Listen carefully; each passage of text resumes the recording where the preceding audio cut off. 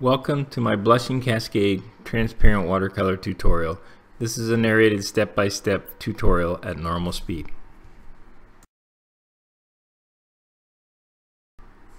I begin with a light sketch of my composition.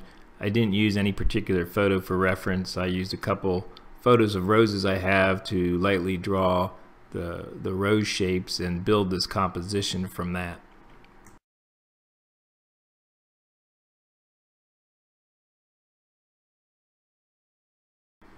I'm going to start my painting process by laying down a foundation wash.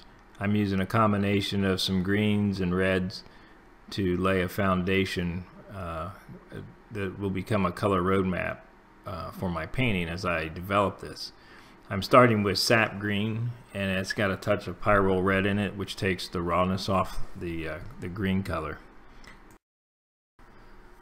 As I apply this wash, I'm working around the exterior edges of these shapes that I've drawn, so I'm working primarily in negative space.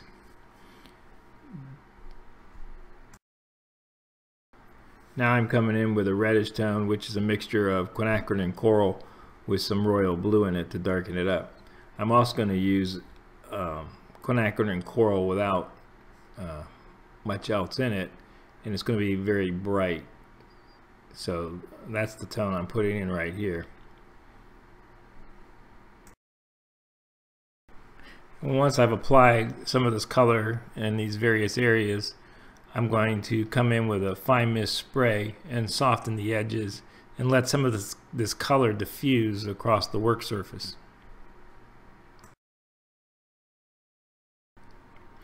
I like to use this fine mist sprayer quite a bit in my process, and I like the effect it gives with the softened edges and diffused color across the composition. It helps some of the colors mingle and gives some gradation along the way while it's doing it.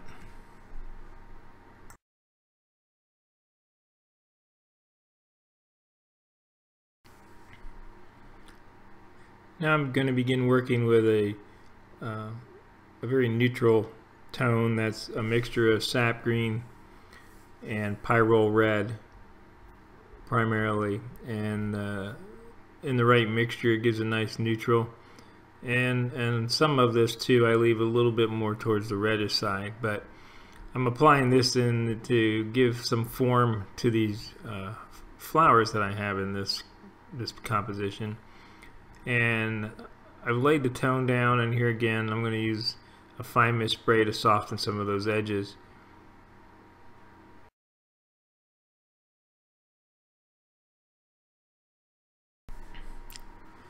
I'm using the same warm neutral tone on all these flower shapes that I have, and using the same process here, just putting a little bit of this tone down and then spraying it with a fine mist to soften it.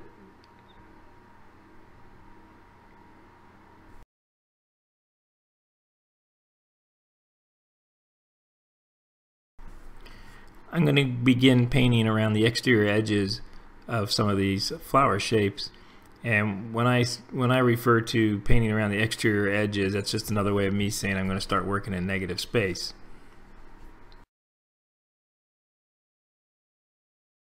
So for my painting process, I begin to lay these tones on the exterior edges, and then I hit it with a fine mist spray and diffuse that out away from that edge. I can do that with water in the brush, or I can use a fine spray. And in this instance, I'm using this, it's a mini sprayer. It's got a very fine mist, and it delivers a smaller pattern of spray than the larger bottle that I use.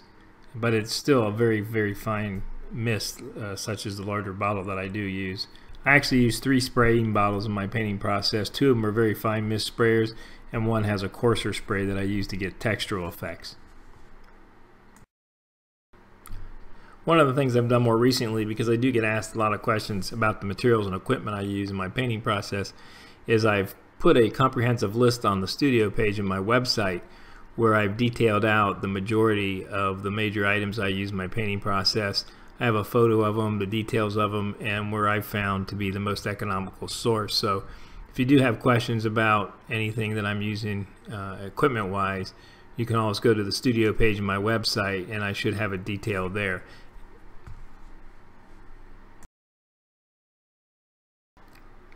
While I continue to work around these shapes, I want to point out a few things about the approach I take to my painting process. When I'm doing a painting like this, I normally lay down this foundation wash, which kind of becomes my color roadmap for my composition, and then I work to develop the painting as a whole.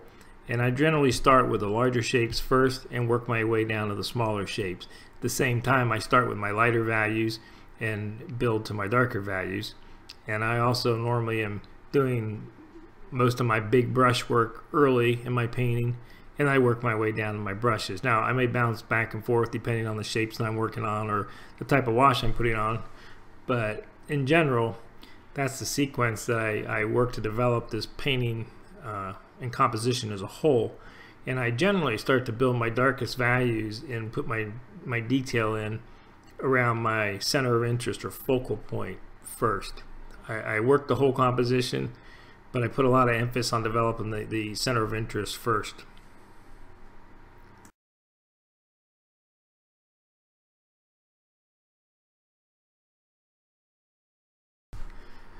I'm still working around the exterior edges here for the most part, but as you can see, the value that I'm using is starting to get darker and my shapes are getting smaller. So I'm starting to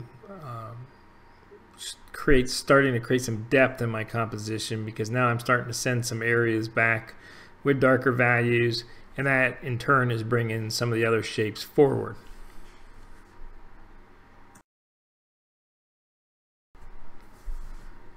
So here I'm using the same process. I'm putting a tone around the exterior edge of the shape, and I'm going to soften it and spray away from that edge with my fine mist sprayer.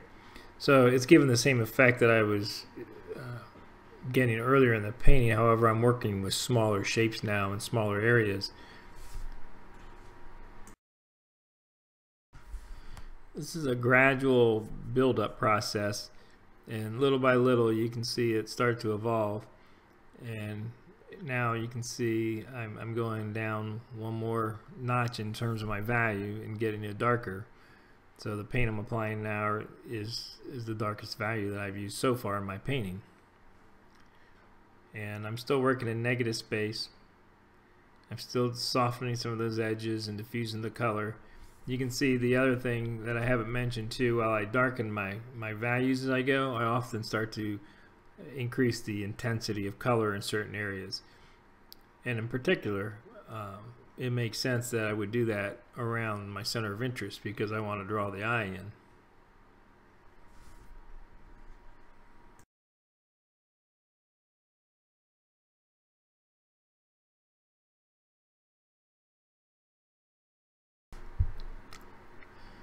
I'm going to take a little bit of this warm neutral mix I have of sap green and pyrrole red, and do a little bit more to describe the form of the rose shape here.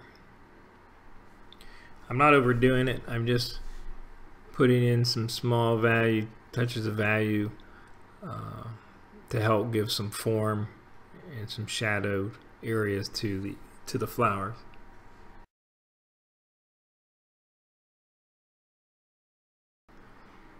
I've got a pretty good start to defining my center of interest, so I need to work out to some of the other areas in the composition and do a better job of describing what's going on there. So to do that, I'm using the same process that I used in the other areas of my composition, just working around some of the outer edges and in negative space, and putting down values, softening the edges, diffusing some of the color away from the edges. So as I do this, I'm creating lost and found edges. So a lost and found edge is where two shapes come together, you get an edge. You can fully define that along the entire length of that edge, or you can break it up and let some areas of those shapes just merge together, and then the line pick up a little further down along the edge of that shape.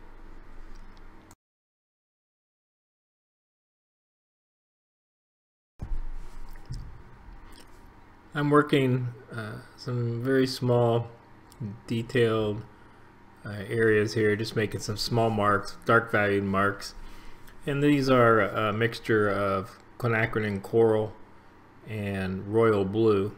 That royal blue deepens the color of that quinacridone coral and gives it a dark value. So I'm just putting some marks just to give an indication of the center of the flowers, and I'm going to work in some other areas around this composition, especially the intersection of some shapes to help strengthen the composition and the forms, and it also starts to build more depth to what's going on in my painting. So I have this Quill Brush, which is a nice brush I like to use when I'm doing some of this fine detail work. It's not a real small brush, but it has an extremely sharp point, so it's very good for making small, precise marks.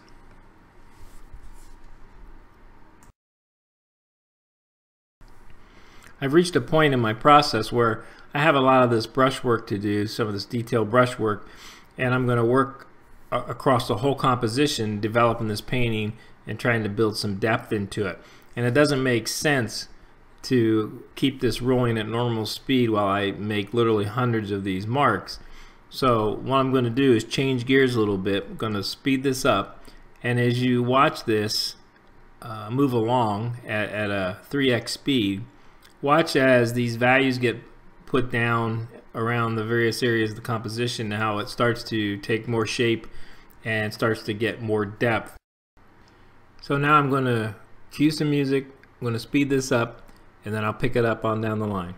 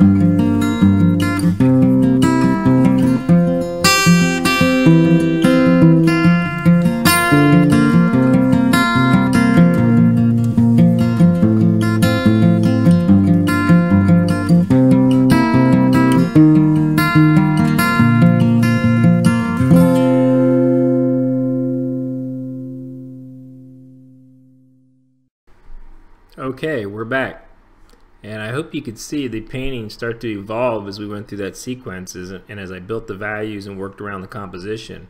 And here I'm starting to put some small areas of a purplish wash. It's actually quinacridone violet is the color. I'm putting down some paint and then using the spray bottle to diffuse that color. And I often come in later in my process and put this type of a glaze on areas. It helps tie the painting together, it helps tie shapes together, send some of that background back with that cooler tone on it, and helps bring some of the shapes such as the flowers and leaves forward. Here I'm putting a dark valued leaf shape kind of underneath a lighter leaf shape, and it just starts to build layers.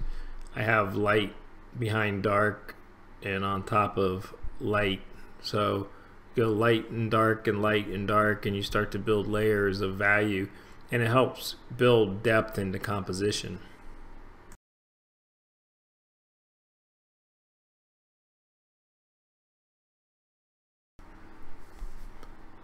I want to work to build a little bit more depth in this area here of these green shapes. So I've got a very dark valued green, and I'm coming in with some of the similar brushwork that I've done in other areas of my painting.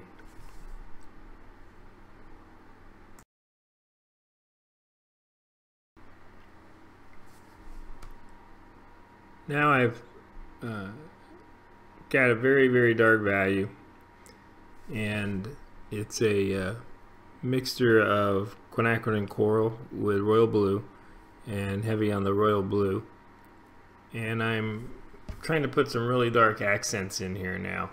And as I work around the page, I'm going to be putting some very dark marks right on top of or alongside some of the whitest whites in my painting, and that's going to give me some really nice contrast. And it's gonna, again, little by little I start to build more and more depth and dimension to the painting. So these little dots and dashes that I make add interest. They keep the composition looking active. And here I'm putting some dark marks. Again, these are on some very light values, so there's a nice contrast there, and it looks like you're looking deep between these shapes. And keep in mind, I'm not using any reference material here. As I said earlier in the video, I used a couple photos of some roses just to get the general shapes when I started to sketch this composition. But I built the composition, and everything I'm doing throughout this painting is just based on trying to design the space. So I'm not trying to copy any photograph. I'm just working to create interesting shapes and movement and textures that make a nice composition and make a nice piece of art.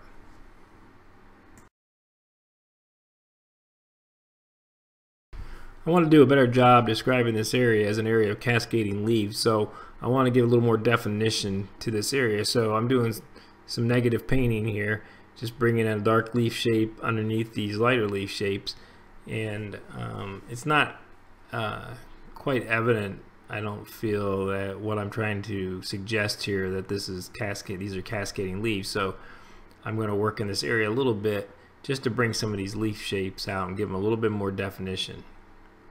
And really I'm doing most of my work in negative space, just trying to carve out those leaf shapes. So you can see right here, I just go around what would be a leaf shape, and I'm working on what would be the exterior edge of a leaf shape, and I'm actually painting a dark leaf to do that.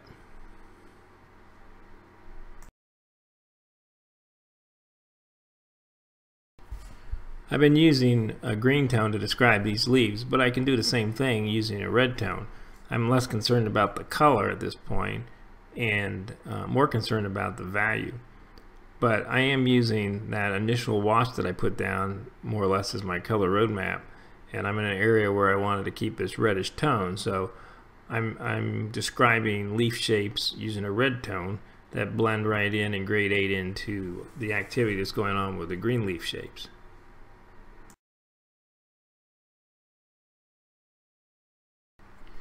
If you've seen some of my other videos with florals, you've seen me do this where I come in at this point in my process with a wet flat brush, a stiff flat brush, and I do a little bit of lifting, just some linear shapes. I think it helped bring some motion and some direction to what's going on in the composition.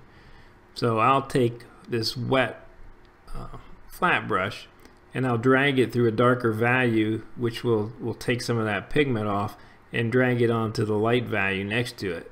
So it has a nice transition. You get this nice linear shape that's light against a dark, and then immediately as it leaves the dark shape it turns to dark against light, or a middle value against light. And then I'll come in with my paintbrush and I'll put some darker values on either side of that linear shape to help give it a little bit more definition than I got with just lifting.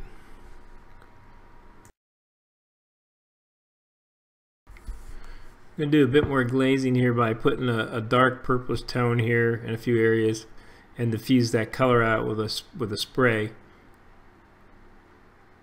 It helps bring a little bit more, again, more dimension to the painting, and sends that flower shape forward just by that nice gradated dark value that's behind it. So I'm going to do a little bit more in a few spots on this composition.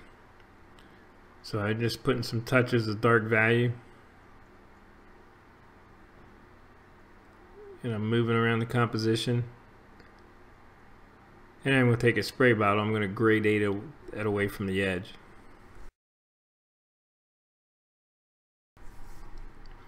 I'm putting some finishing touches on. I'm working with a very dark value and a very sharp point, and getting the last of the detail work that I'm going to do on this painting. So when I do a painting like this, my process is I just continue to build, and I'll do some brush work, and I put some washes on, and I'll do a little bit more brush work, and I'll do a little bit more glazing, and I just continue to build until I feel I have enough depth in the composition, till I have a center of interest that I feel is working, and that I have some activity and some motion and direction going in my painting. So this continued buildup of layers is how I achieve this. Again, I work from larger to smaller shapes, lighter to darker values, larger to smaller brushes. So I use this process, and I just let my composition evolve. One of the things I pay particular attention to as I develop my painting that I want to mention are edges. It's not a coincidence that there's a variety of edges in this painting. As I develop this, I try to have edges that are hard. I have edges that are soft. I have edges that get lost and then get found again. There's edges where I develop that are negative edges in negative space. At the same time, there's edges I develop that are positive shapes. So this variety is something that I strive to achieve when I'm doing a painting like this. And so at the end, I hope that there's a softness yet some rigidity to the painting also.